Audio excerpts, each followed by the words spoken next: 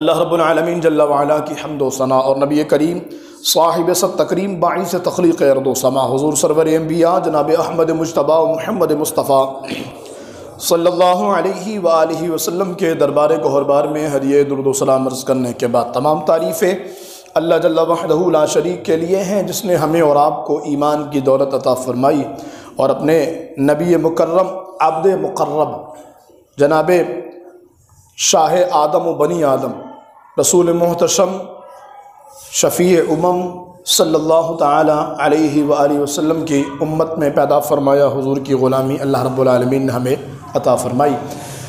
الحمدللہ ہم گزشتہ جمعے سے پہلے 4 جمعے تواتر کے ساتھ جنگ موتا کو بیان کر چکے ہیں، اور ابھی ہم مزید اس سلسلے کو آگے بڑھا رہے تھے۔ درمیان میں وہ پچھلے جمعے سے قبل ایک رافضی کی جانب سے جناب عمر فاروق اعظم رضی اللہ تعالیٰ عنہ کی شان میں کی گئی حرزہ سرائی کے حوالے سے کچھ باتیں آپ کے گوش گزار کی تھیں، اور ظاہر ہے اس حوالے سے جب کوئی گفتگو کرنے کا ذہن ہوتا ہے یا کوئی گفتگو کی جاتی ہے تو جو پیچھے سوچ ہوتی ہے وہ یہ ہرگز نہیں ہوتی کہ بندہ یا اپنی علمیت کی داغ بٹھا رہا ہے یا اپنے تقریر کے زور دکھا رہا ہے۔ مقصد ہمیشہ یہی ہوتا ہے کہ کم از کم جو لوگ ہم سے وابستہ ہیں، ہماری مسجد سے وابستہ ہیں، تو ان کے پاس فی الفور دین کا پیغام بھی پہنچے، اور اللہ نہ کرے خاکم بدہن اگر کوئی دشمنان دین ان کے سامنے انہی اعتراضات کو رکھتا ہے تو کم از کم ہمارا بچہ، ہمارا نمازی اور ہمارا نوجوان اس حوالے سے اتنی اویئرنیس ضرور رکھتا ہو کہ وہ اس کو یہ کہہ کے خاموش کرا دے، یہ بس خاموش ہے، ہمیں پتہ ہے کیا ہوا تھا۔ مطلب وہ وہاں پر وہ یوں کنفیوز ہے، اچھا ایسا ہوا تھا، اچھا پتہ کرتا ہوں، نہیں ایسا نہیں، ہم نے سب کچھ بتا دینا ہے انشاءاللہ رحمان، تاکہ اگر کبھی کوئی ایسا وقت آئے بھی سوشل میڈیا پر ہو یا کوئی ایسا رافضی، کوئی کتا، کوئی خبیث، کوئی بد مذہب، کوئی بدعقیدہ کا ٹکرا جاتا ہے تو اس کے سامنے ہمارے لوگ مرعوب اس سے ہونے کے بجائے اور اس کی چکنی چپڑی باتوں میں آنے کے بجائے ایک مضبوط اسٹینڈ لیں۔ اگر دلائل نہ بھی دے سکے تو کم از کم ان کے پیش نظر وہ باتیں ضرور ہو جس پر وہ ان کی بولتی بند کرا سکیں، اور اسی بنیاد پر میری یہ سوچ ہوتی ہے جہاں قرآن و حدیث کے دلائل ہوں وہیں پر کچھ عقلی باتیں بھی ہوں، کیونکہ عمومی طور پر عوام الناس کو عقلی چیزیں یاد رہ جاتی ہیں، اور جو علمی دلائل ہیں ظاہر ہے وہ حوالہ جات، صفات، حدیثوں کے حوالے وہ عموماً ذہن میں نہیں رہتے، اور ظاہر یہ کام ہے بھی علماء کا، تو اگر اس وجہ کر کسی کے ذہن میں کوئی دلیل رہ جاتی ہے تو یہ یقیناً اس کے لیے آگے سود مند بھی ہوگی، اور سوشل میڈیا سمیت ہر ایک میدان میں جہاں پر فتنوں نے امت کو مندھار میں کھڑا کرنے کی تیاری مکمل کر لی ہے اور ڈبونے کا پورا اہتمام کر لیا، ایسے موقع پہ ہمارا نوجوان اور ہمارے الحمدللہ جو لوگ ہیں، جو لڑکے ہیں، جو بھائی ہیں، وہ سارے اس حوالے سے اپنے عقیدے میں مستحکم اور پختہ ہوں کہ کسی طرح کی کوئی لچک، کوئی جھجک، کوئی پلپلا پن اور کوئی کسی طرح کی دو رائے نہ پائی جائے، بلکہ پختہ اور ایک مستحکم عقیدہ ہمارے سینوں کے اندر پیوست ہو۔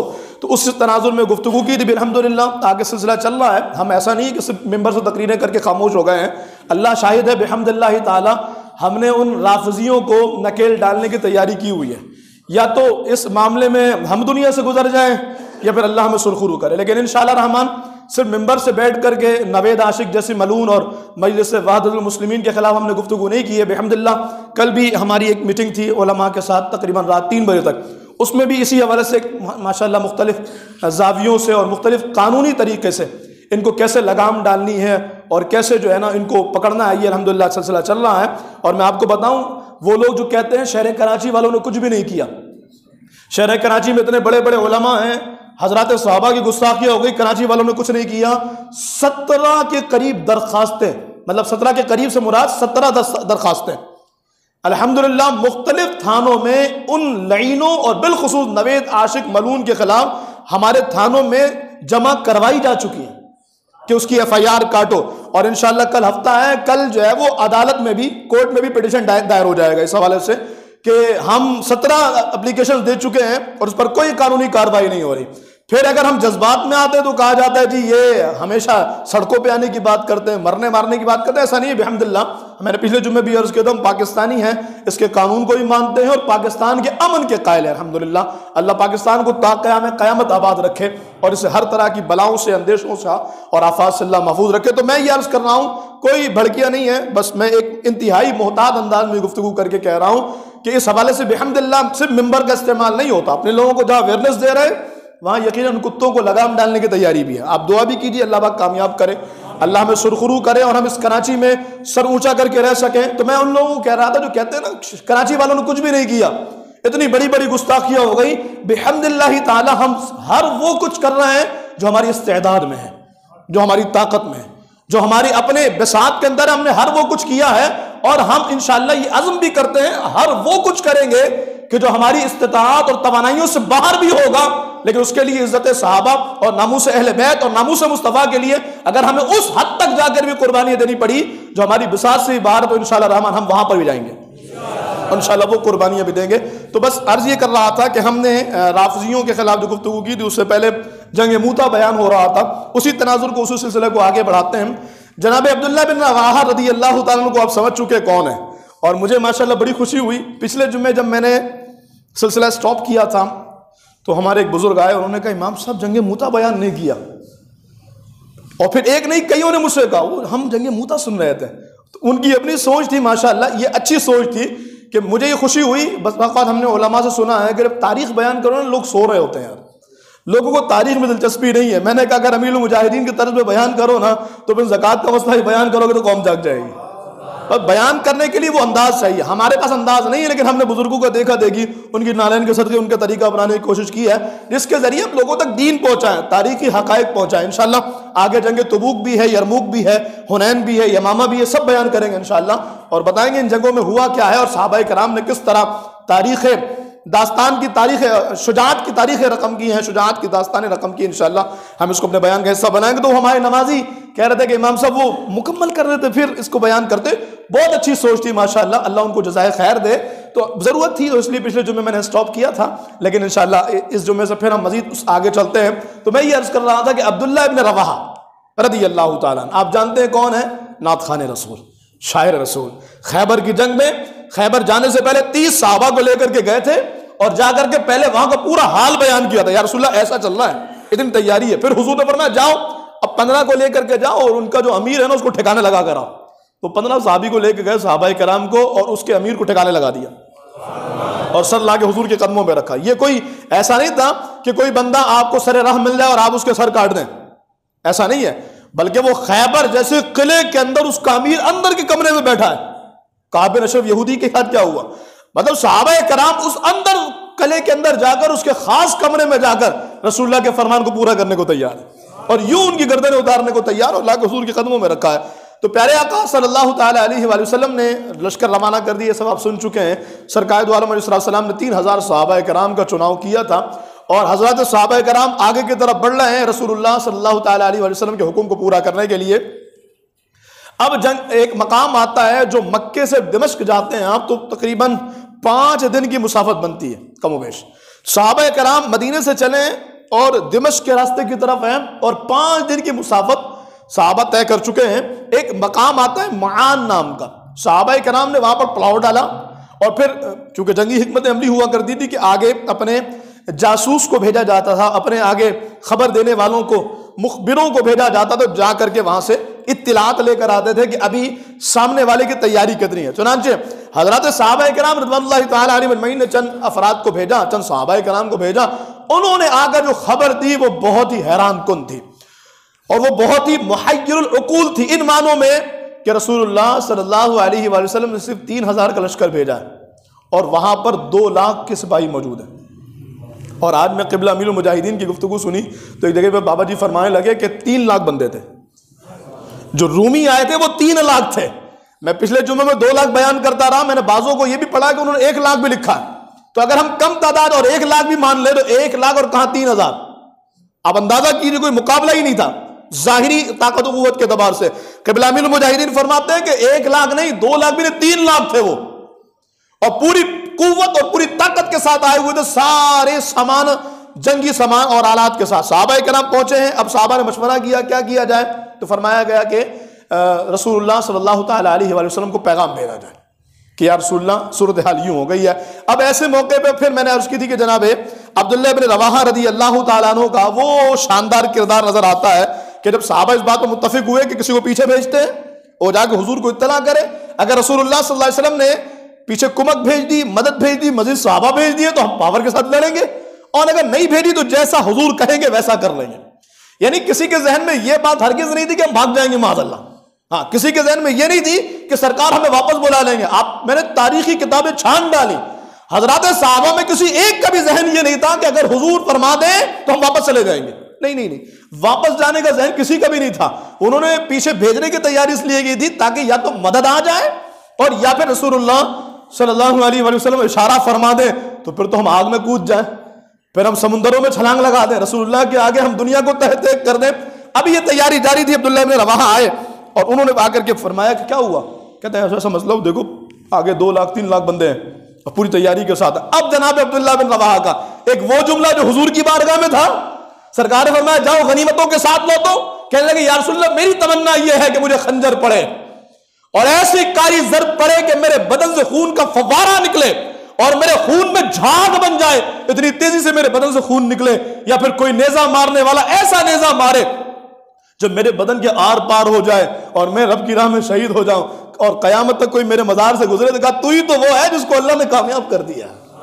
تو کہتے ہیں جناب عبداللہ بن رواحہ پھر حاضر ہوئے. میں کیا ہوا؟ کہتے ہیں یہ مسئلہ ہے. جناب عبداللہ بن رواحہ اونچی جگہ پہ چڑھے اور فرمایا یا قوم واللہ ان اللتی تکرہون للتی خرجتم تطلبون الشہادہ. جناب عبداللہ بن رواحہ کہتے ہیں اے میری قوم, یہ تو بتاؤ کہ تم جس چیز کو ناپسند کر رہے ہو کیا تم اسی کام کے لیے گھر سے نہیں نکلے تھے؟ ابھی تم یہ سوچ رہے ہو کہ سامنے 3 لاکھ بندے ہیں, ہم 3000 ہیں, اور تم آگے بڑھنے سے پس و پیش سے کام لے رہے ہو, جبکہ مجھے بتاؤ تم گھر سے کس لیے نکلے تھے؟ اس لیے نہیں نکلے تھے کہ اللہ کے راہ میں شہید ہو جائیں؟ مجھے بتاؤ شہادت کے علاوہ اور کیا تمنا تھی تمہاری؟ اب حضرات صحابہ خاموش ہے. تمنا کی شہادت تھی, سارے قربان ہونا چاہتے تھے. پھر کہتے ہیں عبداللہ بن رواحہ ما نقاتل الناس بعدد ولا قوت ولا کثرت. اے مصطفیٰ کے غلاموں تم بتاؤ نا, کبھی ہم نے تعداد کے بلبوتے پہ جنگ کی ہے؟ کبھی ہم نے کثرت کے بلبوتے پہ جنگ کی ہے؟ کبھی ہم نے طاقت و قوت کے بلبوتے پہ جنگ کی ہے؟ ہم نے کبھی ایسا نہیں کیا. ما نقاتلهم الا بهذا الدين الذي اکرمنا اللہ بہ. فرماتے ہیں کہ ہم نے کبھی بھی طاقت و قوت کے بلبوتے پہ جنگ نہیں کی ہے, ہم نے جنگ صرف اس دین کے لیے کی ہے جس دین سے اللہ نے ہمیں مشرف فرما کر اعزاز سے نوازا. ہم مسلمان ہوئے اللہ نے اعزاز دیا, ہم مسلمان ہوئے اللہ نے کرم فرمایا ہے. تو جس دین کے ذریعے ہم پر کرم ہوا ہے, بتاؤ نا ہم تو ہمیشہ اسی دین کے لیے نکلے تھے, تو آگے دین بھی ہمارا ہی ہے, شہادت بھی ہماری منتظر ہے. تو پھر یہ کیا بات ہے کہ پس و پیش سے کام لے رہے ہیں؟ جناب عبداللہ بن رواحہ کا یہ جملہ قیامت تک آنے والے حضرات کے لیے اور قیامت تک آنے والے مسلمانوں کے لیے نمونہ ہے. علماء فرماتے ہیں کیا ہم نے کبھی طاقت و قوت کے بلبوتے پہ جنگ نہیں کی ہے. اور آپ جانتے ہیں رسول اللہ صلی اللہ تعالی علیہ وآلہ وسلم نے جب صحابہ کرام کو بھیجا تھا کہاں؟ جنگ موتا کے لیے. آپ کیا سمجھتے ہیں حضور کو نہیں پتا تھا پیچھے کیا ہے؟ بالکل پتا تھا. یہ ہمارا دعویٰ ہے اور اس پر ہمارے پاس دلیلیں موجود ہیں. حضور جانتے تھے کہ آگے لشکر کتنا بڑا تیار کھڑا ہے. پھر پیارے محبوب علیہ السلام نے صرف 3000 صحابہ بھیجے اور آگے پیارے آقا علیہ السلام جانتے ہیں اتنا بڑا لشکر ہے. اور جاننے کی دلیل بخاری کی حدیث ہے. پیارے آقا علیہ السلام نے پہلے بتا دیا تھا کوئی بھی جنگ اٹھا لیجیے, حضور نے کبھی امیر لشکر 1 سے زائد مقرر نہیں کیا. کوئی بھی جنگ اٹھا لیجیے آپ, سرکار نے فرمایا کہ پہلے علم اسلام زید بن حارثہ کے ہاتھ میں رہے گا, وہ شہید ہو جائیں تو جعفر طیار کے ہاتھ میں, وہ شہید ہو جائے تو عبداللہ بن رواحہ کے ہاتھ میں. اگلا جملہ حضور کا فرمایا وہ شہید ہو جائے تو پھر مسلمان اور مجاہدین جسے چاہیں اپنا امیر مقرر کر لیں, اپنا سپہ سالار مقرر کر لیں. کتنی اہم بات ہے یہ, غور طلب نکتہ ہے یہ. سرکار نے کبھی کسی جنگ میں کئی امیر مقرر نہیں کیے, سرکار نے کبھی کسی جنگ میں کئی سپہ سالار مقرر نہیں کیے, اور کبھی سرکار علیہ السلام نے جب جنگوں میں بھیجا ہے تو کئی بار ایسا ہوا ہے کہ کئی مجاہدین شہید ہوئے ہیں, لیکن حضور نے اس طرح سے کبھی منتخب نہیں فرمایا جیسے جنگ موتا کے لیے کیا تھا. علماء فرماتے حضور جانتے تھے آگے کیا منظر پیش آنے والا ہے.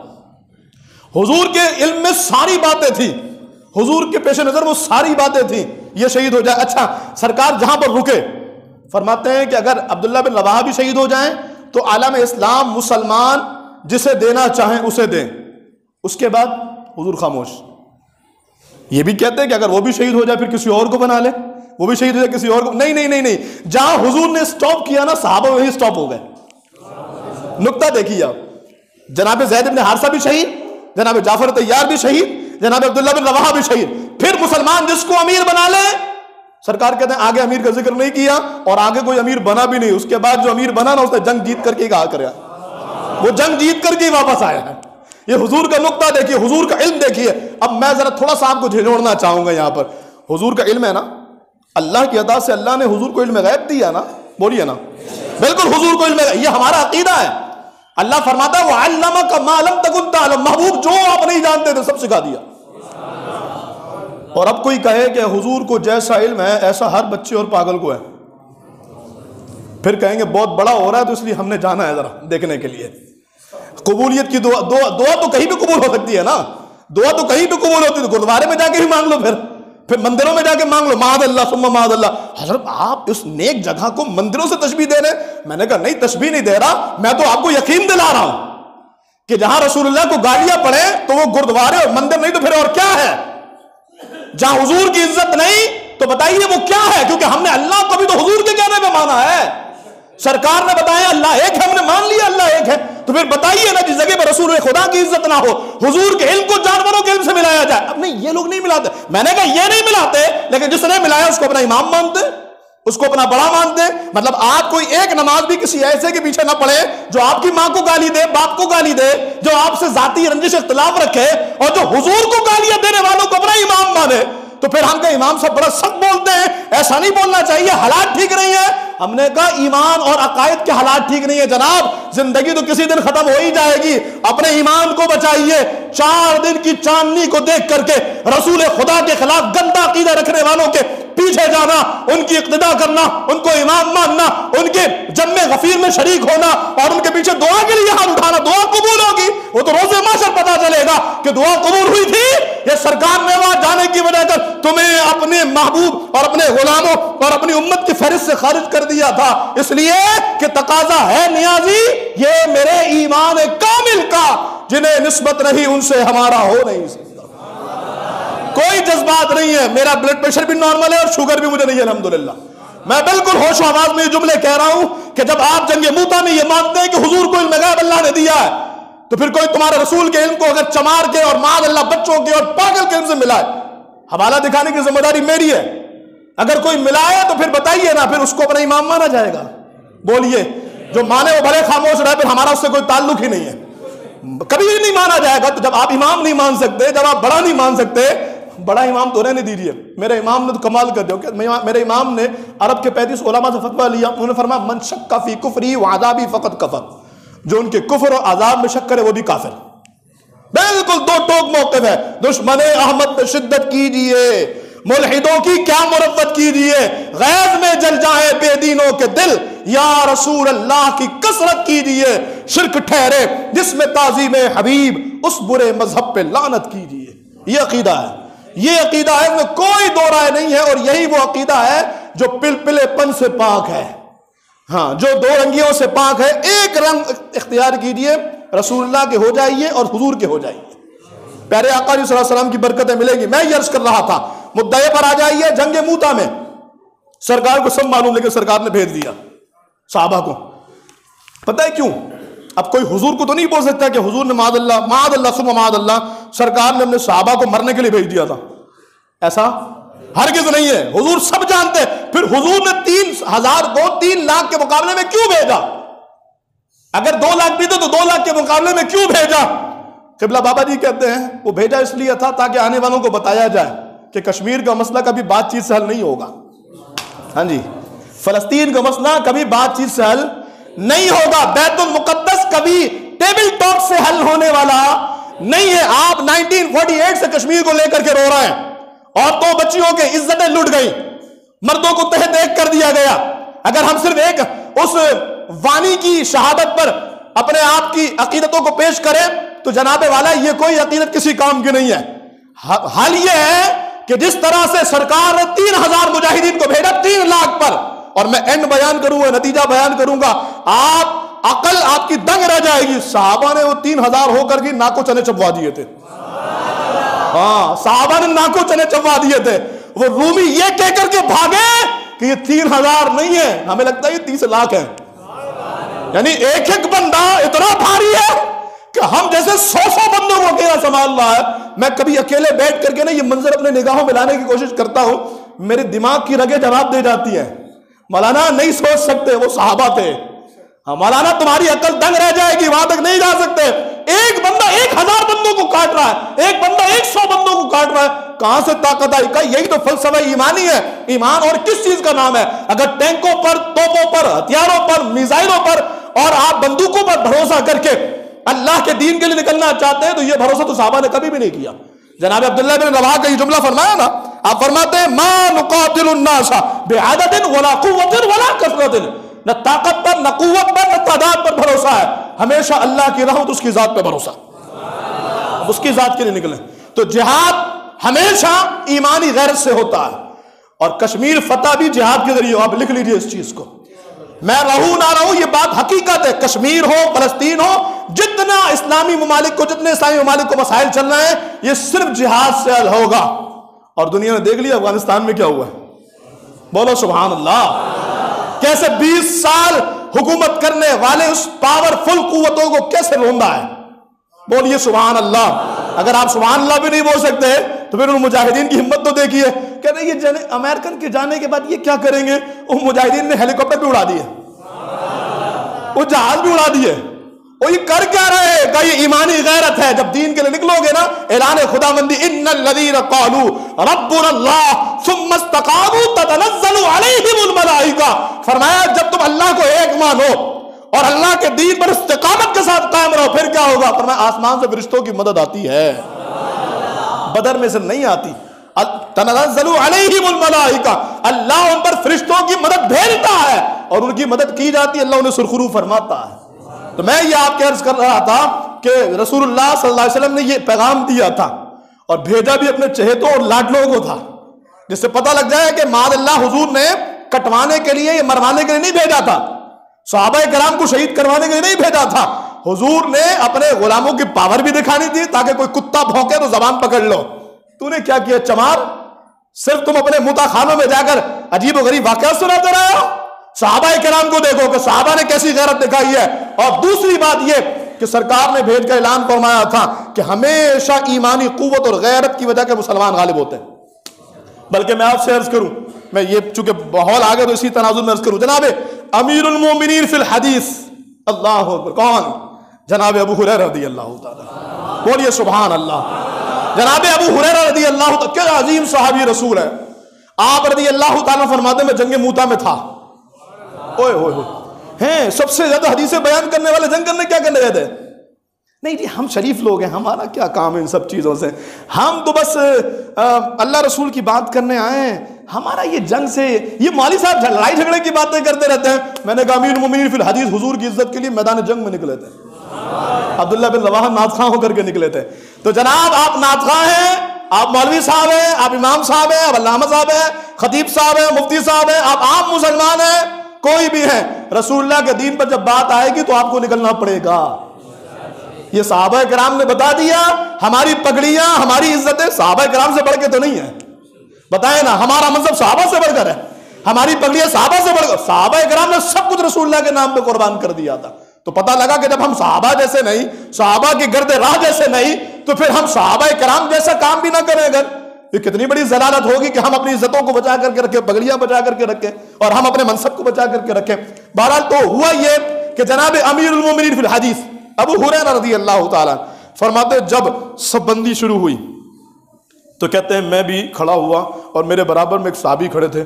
کہتے ہیں میں نے جب دیکھا 3 لاکھ کا لشکر اور ہر طرح سے تیاری, جو جنگی سج دھج تھی, ادھر گھوڑے جا رہے ہیں, ادھر اونٹ جا رہے ہیں, ادھر ہتھیار, ادھر ہتھیار, ادھر تیر تیار ہو رہے ہیں, ادھر نیزے تیار ہو رہے ہیں, ادھر وہ جنگجو بیٹھے, ادھر وہ, اتنا بڑا لشکر تیار ہوا.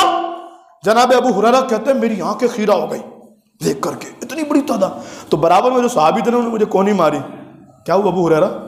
تو میں نے کچھ بولا نہیں, میں بس ادھر دیکھ رہا تھا. کہتے تم بدر میں تھے؟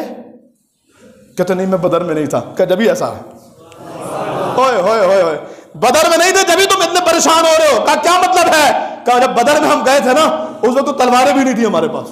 اوئے ہائے ہائے, ابھی تو تلواریں ہیں نا, اس وقت تلواریں بھی نہیں تھی, پیٹ پہ 2 پتھر باندھے ہوئے تھے ہم نے, اور اس موقع پر بھی ہم نے ان کو ناکو چنے چبوا دیے تھے. ابو ہریرہ دیکھتے جاؤ پلڑا کدھر بھاری ہوتا ہے. اوئے ہوئے اب دیکھیں ایمانی قوت اور اللہ پر توکل کیسا ہے. ابو ہریرہ دیکھتے جاؤ غلبہ کس کا ہوتا ہے. سامنے 3 لاکھ بندے یار, ادھر 3000 بندے کدھر دیکھتے جاؤ پلڑا کس کا بھاری ہوتا ہے. نہ قدم ڈگمگا رہے, نہ کانپ رہے, نہ ہاتھ کانپ رہے ہیں, کچھ بھی نہیں. یہاں ایٹمی پاور ہو کر کے بھی نہیں. ہم امن کا درس دینے والے ہیں. ہم عالمی اداروں سے اپیل کرتے ہیں کہ کشمیر کا مسئلہ حل کیا جائے. انہوں نے کہا یہ لو بیٹا لولی پاپ کھا کے سو جاؤ. اچھا ٹھیک ہے, دوبارہ اٹھے. عالمی اداروں سے اپیل کرتے ہیں کشمیر کا مسئلہ حل کیا جائے. ادھر بھارتی ریاستی دہشت گردی جاری ہے, ادھر ماؤں کی عزتیں اتاری جا رہی ہیں, ادھر ہم امن کی بات کر رہے ہیں. تو اسلام پھیلے گا جہاد کے ذریعے. اسلام پھیلا ہے جہاد کے ذریعے. جب سرکار نے ہجرت فرمائی, ہجرت سے پہلے حضور نے جہاد کیا نہیں. 13 سالہ مکی زندگی میں حضور نے جہاد, بولو نا یار, 13 سالہ مکی زندگی میں جہاد نہیں ہوا. اور سرکار نے 13 سال جدوجہد فرمائی. کتنے صحابہ مسلمان ہوئے؟ 40 صحابہ. کچھ اور تعداد بڑھا لیجیے, مدینے والوں کو ملا لیجیے, وہاں مسلمان ہوئے تھے, اگر تعداد بڑھا لیجیے تو مطلب 100 کے قریب مسلمان ہوئے. اور اگر آپ ہجرت کے بعد دیکھیں, حضور کی حیات کتنی؟ حیات ظاہری صرف 10 سال. سرکار دو عالم السلام نے 40 سال میں اعلان نبوت فرمایا, 13 سال مکے میں رہے. اس کے بعد کتنے ہو گئے؟ 53. اس کے بعد آقا صلی اللہ علیہ وسلم مدینہ ہجرت فرمائے. کتنے عرصے حضور علیہ السلام ظاہری حیات میں تھے؟ 10 سال. 63 سال کی عمر میں حضور علیہ السلام نے وصال فرمایا. صرف 10 سال. 10 سال میں 1 سال اور نکال دیجئے. کیوں؟ کیونکہ جو جہاد کا حکم تھا نا وہ دوسرے سال آیا ہے, ہجرت کے دوسرے سال آیا ہے. تو مطلب کتنے بچے؟ 9 سال. 1 سال آخر کا بھی نکال دیجئے, اس میں بھی کچھ نہیں ہوا. باقی کتنے بچے؟ 8 سال. جب سرکار نے فتح مکہ کیا اور سرکار نے خطبہ حجۃ الوداع دیا, کتنے صحابہ مسلمان تھے؟ 1.25 لاکھ سے زائد. جو سرکار کے خطبہ حج میں موجود تھے, اور جو گھروں میں خواتین تھی, صحابیات تھی, اور جو غلام تھے اور جو بچے تھے وہ الگ تھے. یعنی 13 سال مکی زندگی میں صرف 100 کے قریب مسلمان ہوئے. اور جب اسلام نے پاور دکھائی ہے اور جب جہاد شروع ہوا ہے تو 2 لاکھ مسلمان ہو گئے. تو یہ اعلان ہے جی, تلوار سے ہی پھیلا ہے. ہاں, اسلام غیرت مند دین ہے. ایسا نہیں ہے کہ تم پر حملے ہوتے رہے تم پھر بھی بغیرت مند رہو. تو بہرحال میں یہ عرض کر رہا تھا, دور چلی گئی بات, کہ حضرات صحابہ کرام نے اور جناب عبداللہ بن رواحہ رضی اللہ تعالیٰ عنہ فرماتے ہیں کہ ہم یہاں پر آئے تھے شہید ہونے کے لیے, اور ہم نے کبھی طاقت, قوت اور تعداد پہ بھروسہ نہیں کیا ہے. ہم اللہ کے دین کے لیے نکلے ہیں جس دین نے ہمیں باعزت بنایا ہے. پھر کہتے ہیں فانطلقوا فانما ہی احدى الحسنین. کا پھر ڈر کس بات کا ہے؟ رکے کیوں؟ نکلو اللہ کی راہ میں. 2 بھلائیوں میں سے اور 2 خوبیوں میں سے ایک تو تمہیں ملے گی. فانطلقوا, نکلو پھر اللہ کی راہ میں. 2 خوبیوں میں سے انما ہی احدى الحسنین, 2 میں سے کوئی ایک تو تمہارا مقدر بنے گی. کون سی؟ اما ظہور و اما شہادت. یا تو تم غالب ہو جاؤ گے یا شہید ہو جاؤ گے. یہی تو مد نظر ہے. جب شہادت ہی مطلوب ہے تو پھر پیچھے رکنا کس معنی میں؟ یا تو چلے جاؤ اور جا کے شہید ہو جاؤ, اور اگر شہید نہ ہوئے یعنی ان معنوں میں کہ اللہ نے تمہیں غالب کر دیا تو تم غازی بن کر کے لوٹو گے. تو یقیناً یہ اللہ رب العالمین کے حبیب علیہ السلام کو صحابی کا عظیم خطبہ تھا. جب صحابہ نے یہ خطبہ سنا نا تو صحابہ نے کہا یقیناً عبداللہ بن رواحہ نے سچ کہا, ابن رواحہ تو نے سچ کہا. ان صحابہ کو واپس بلا لیا گیا, کوئی حضور کے پاس نہیں جائے گا, حضور نے بھیجا اسی لیے تھا. اب صحابہ آگے بڑھیں, ایک مقام پر پہنچے, وہاں پر رومیوں کی 2 لاکھ فوج موجود تھی. صحابہ کرام نے تھوڑا سا رستہ چینج کیا اور موتا کے مقام پر آ گئے, اور حضرات صحابہ کرام نے وہاں اپنے خیمے لگا لیے اور وہاں سب بندیاں شروع ہو گئی.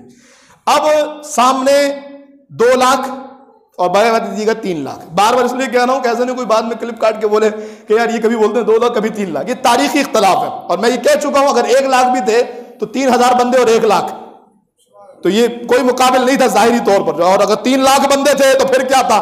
یہ پوری چاروں طرف سامنے فوج ہی فوج نظر آ رہی ہے, اور سامنے ادھر 3000 ہیں. وہ جو ہمارے لوگ تعداد دیکھ کے مرعوب ہو جاتے ہیں, ہر جگہ پہ تعداد نہیں دیکھی جاتی, کچھ جگہوں پر ایمان بھی دیکھ کے فیصلے ہوتے ہیں. ہاں جنازوں میں تعداد دیکھ لی جاتی ہے, 1.5 کروڑ بندے آ گئے تو یہ بتاتا ہے کہ بندہ کتنا غیرت مند تھا.